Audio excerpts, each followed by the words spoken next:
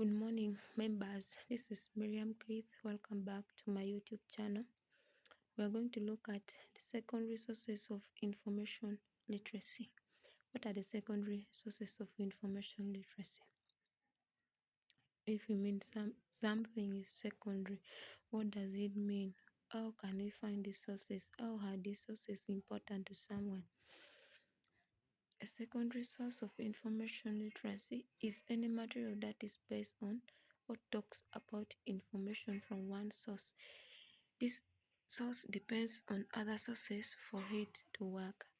Like secondary sources explains more about the primary sources of information literacy. We had just looked at the primary sources of information literacy, of which one of them was statistical data, the legal documents, the survey and questionnaires, analytical and memories, government reports, and amongst others. Now, it does not provide original information but instead explains, analyzes, or summarizes primary resources as we had said before. Now, what are the examples of secondary sources of information? Number one of them is textbooks. We all know textbooks. You can find them in the library. You can find them into websites as well. For them, they have summarized notes that can easily help you to understand more about the topic you want to learn about or the research you want to make. You can simply find them in textbooks in a summarized way, not like in primary sources which are bulky. Textbooks are books that explain topics based on different research and studies. Number two is encyclopedias. These are books or websites that summarizes knowledge on different subjects. They can summarize knowledge on subjects. You all know the subjects that are studied in school. So it summarizes them that you can easily understand and use them to present your work in a simple way. Number two is newspaper articles. We all know in newspapers we have New Vision, we have Daily Monitor. All these yes.